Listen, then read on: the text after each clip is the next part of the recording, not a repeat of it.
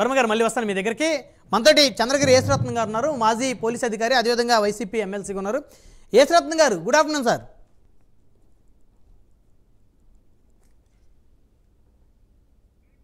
మీట్లో ఉన్నారు, ఒకసారి అన్మ్యూట్ చేయండి యేసరత్నం గారు.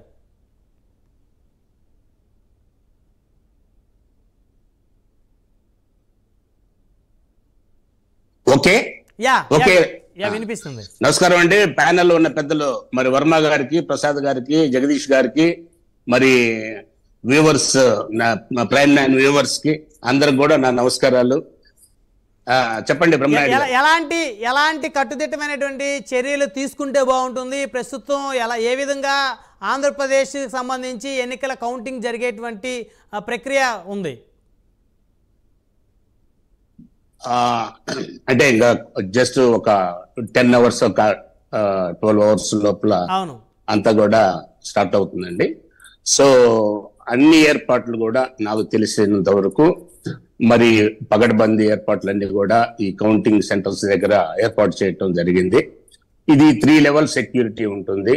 మరి ఎందుకంటే గతంలో నేను కూడా ఈ డ్యూటీస్ చేశాను కాబట్టి అది ఎక్కడ కూడా మనం అనుకోవటం తప్ప మరి అక్కడ ఎక్కడ కూడా పొరపాట్లు జరిగే అవకాశం కానీ, అది మించిపోయే అవకాశం కానీ ఎట్లాంటి అవకాశం లేదు. ఎందుకంటే ఫస్ట్ లెవెల్లో లోకల్ పోలీస్ ఉంటారు, సెకండ్ లెవెల్లో స్టేట్ ఆర్మ్డ్ ఫోర్సెస్ ఉంటారు, థర్డ్ లెవెల్ ఏదైతే చాలా సెన్సిటివ్ ప్లేస్ ఉన్నదో అక్కడ మన సెంట్రల్ పారామిలిటరీ దళాలు ఉంటారు. వాళ్ళకి ఎవరు చుట్టాలు కాదు. సో కాబట్టి ఇది రొటీన్ గా జరిగే కార్యక్రమమే. ఇందులో ఇప్పుడు ఏంటంటే మనం గత డిబేట్ లో కూడా చెప్పుకున్నాము. మరి గతం కంటే ఒక విధంగా ఎలక్షన్ టైంలో ఏదో ఏ పార్టీ చేసినా మరి చాలా చోట్ల కొంతగా హింసాత్మక సంఘటనలు జరిగిన మాట వాస్తవమే.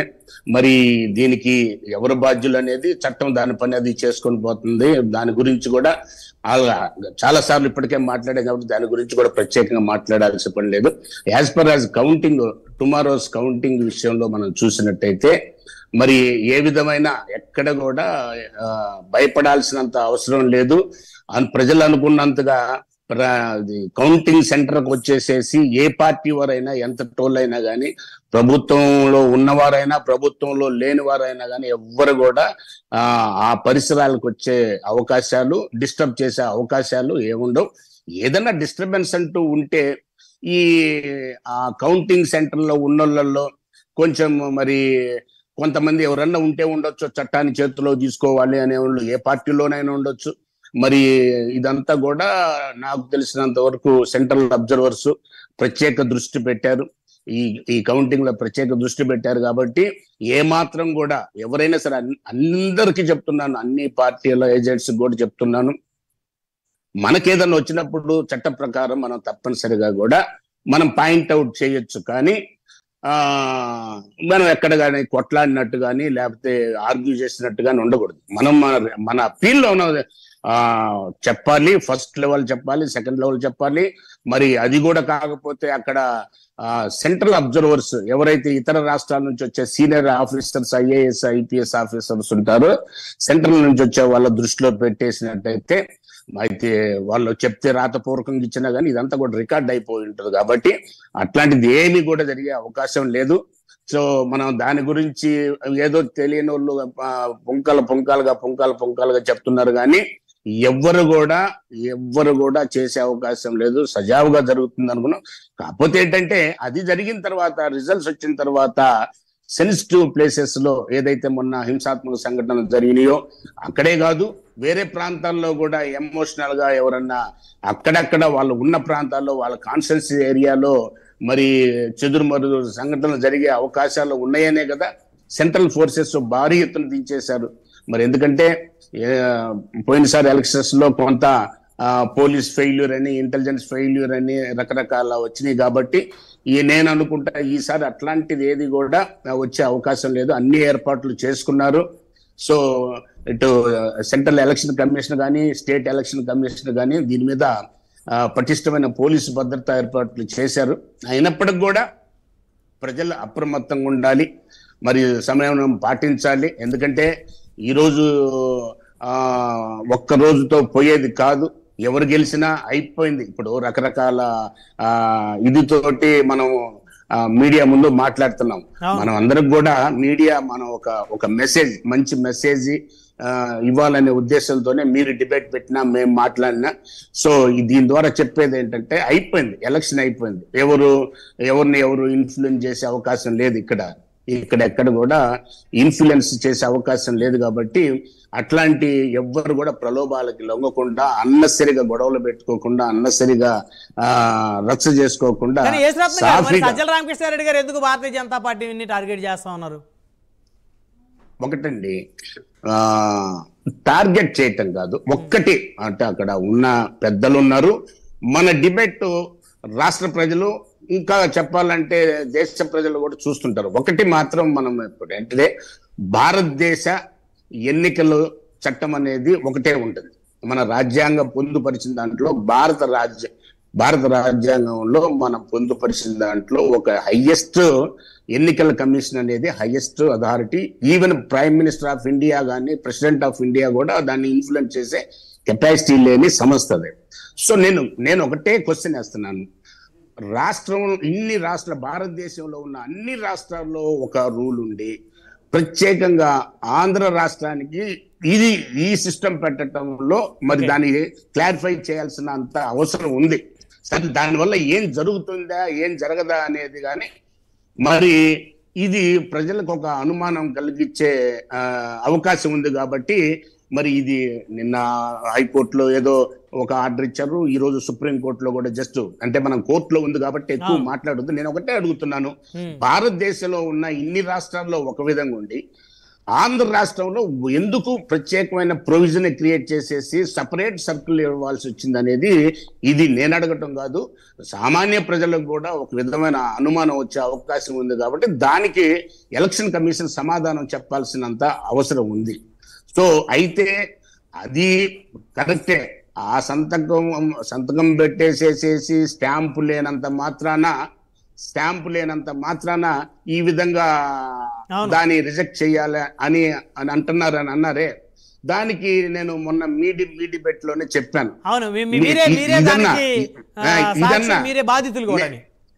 నేను చెప్పేది ఏంటంటే ప్రజలంతా గమనించాలి, ఇక్కడ ఉన్న వేదిక ప్లాట్ఫామ్ మీద ఉన్న పెద్దలు కూడా గమనించాలి. ఇప్పుడు కరెక్ట్ అండి, ఇప్పుడు నా ఓటు నేనే వేసానా లేదనేది ముఖ్యం. అసలు ఫస్ట్ నేనా కాదా, నాకు అథారిటీ ఉందా లేదా, నేను ఎంప్లాయీనా కాదా, నా డిక్లరేషన్ లో నేను చెప్తున్నాను నేను అవునని ఒక గజెటెడ్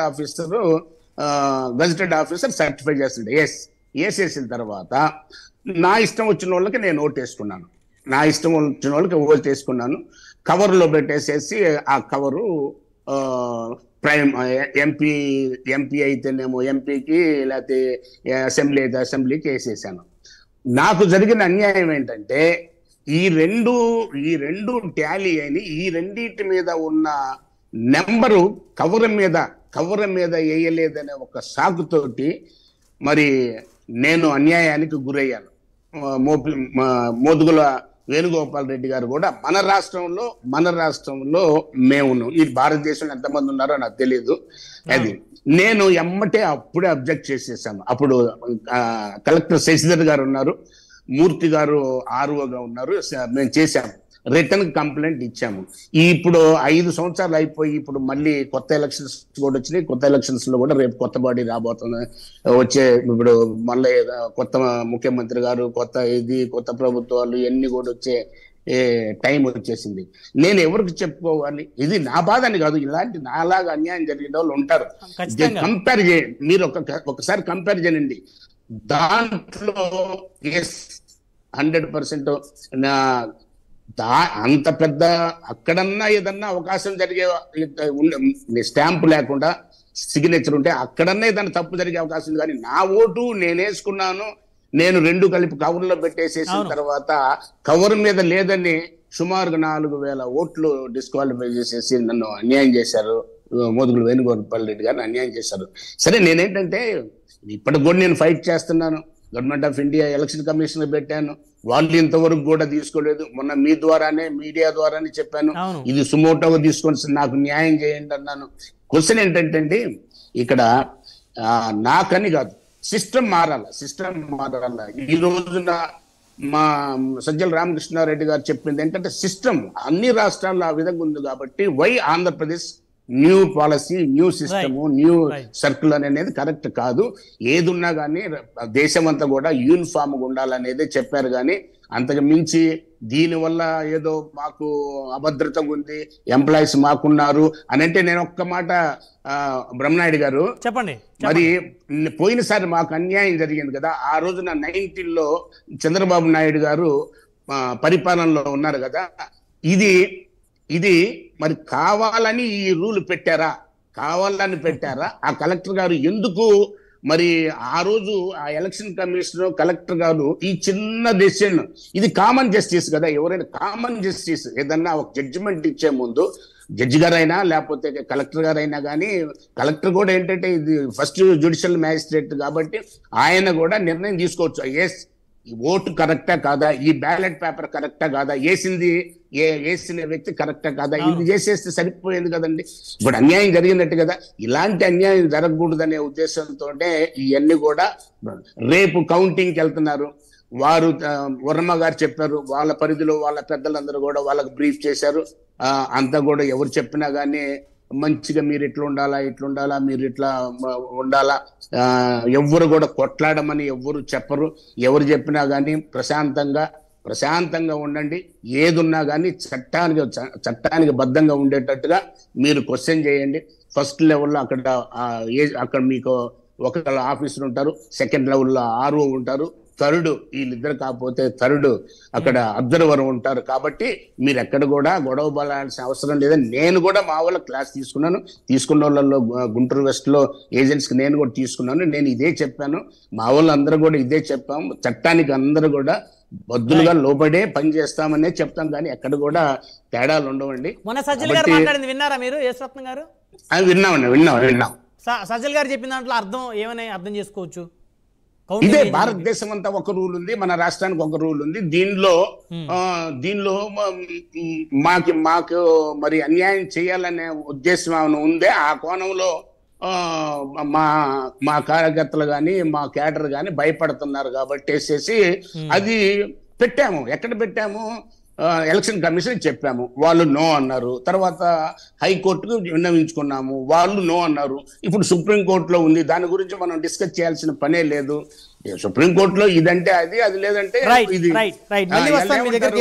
నిన్న హైకోర్టులో బ్రహ్మనాయుడు గారు హైకోర్టులో ఏమన్నారంటే, ఏదన్నా ఉంటే ఈసీకి పెట్టుకోండి అన్నారు, ఏదన్నా ఉంటే మీ ఈసీ దృష్టికి తీసుకెళ్ళండి అని అన్నారు. నేనే ఇప్పుడు ఈసీ దృష్టికి తీసుకెళ్ళాను కదా, ఎలక్షన్ అయినా 43 రోజుల లోపున యాజ్ పర్ నామ్స్ ఎలక్షన్ అయినా 45 days లోపల నేను వేశాను.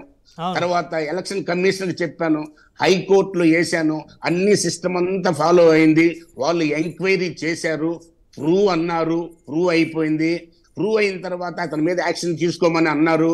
2021 సెప్టెంబర్ 9వ తారీఖున సెంట్రల్ గవర్నమెంట్ నుంచి స్టేట్ గవర్నమెంట్కి వచ్చింది, స్టేట్ గవర్నమెంట్ కలెక్టర్కి వచ్చింది, కలెక్టర్ నుంచి ఆర్ఓకి పోయింది. ఆర్ఓ ఏం యాక్షన్ తీసుకోకుండా 2 సంవత్సరాలు చేసేసి మొన్న నా కౌంటర్లు నేను సుప్రీంకోర్టు నుంచి ఒక ఆర్డర్ తెచ్చిన తర్వాత ఆ కౌంటర్ ఫిక్స్ చేసేటప్పుడు మరి ఇదంతా నా అప్లికేషన్ మీద జరిగినప్పుడు నన్ను దాంట్లో ఒక రెస్పాండెంట్ చేయటం బాధితులు కదా, నేను చేయలేదు. ఇదంతా కూడా మరి ఎలక్షన్ కమిషన్ చేసిన పొరపాటు, నా జీవితం నాశనం అయిపోయింది కదండి. సో ఇప్పుడు ఉన్న రూల్ ఆ రోజే కనుక ఉన్నట్టయితే యేసరత్నం గారు మీరు ఎమ్మెల్యేగా గెలిచి ఉండేవారు. ఆ తక్కువ ఓట్లు 3,500 ఓట్లతో మీరు ఓడిపోయిన పరిస్థితి ఉంది. 3,500 ఐ థింక్ గుంటూరు వెస్ట్ 2019 అంటే మేమిద్దరం కూడా దురదృష్టం ఏంటంటే గుంటూరులోనే అన్యాయం జరిగింది, ఇంకెక్కడ జరిగిందో మాకు తెలియదు. కాబట్టి నేను అనేది అంటే మాకు జరిగిన అన్యాయం నేను ఎట్లా కూడా I'm very much confident that definite గా ఐఎమ్ గోయింగ్ టు విన్. 2019, 2024 ఏదైతే 175 ఉందో ఆ 175లో నేను నా పేరు ఉంటుంది. ఒకవేళ పీరియడ్ అయిపోయిన తర్వాత కూడా నేను వదలను. ఒకవేళ హైకోర్టులో కాకపోతే సుప్రీంకోర్టుకి వెళ్ళైనా సరే న్యాయాన్ని నేను అర్జిస్తున్నాను. నాకు మంచి జరుగుద్దని నేను కోరుకుంటున్నాను. రైట్, మీకు మంచి జరగాలని కూడా మేము కోరుకుంటున్నాం. యేసరత్నం గారు మళ్ళీ వస్తాను మీ దగ్గరికి. శాంతి ప్రసాద్ గారు ఉన్నారు, జనసేన పార్టీ సీనియర్ నాయకులు, సీనియర్ అడ్వకేట్. శాంతి ప్రసాద్ గారు, గుడ్ ఆఫ్టర్నూన్ సార్.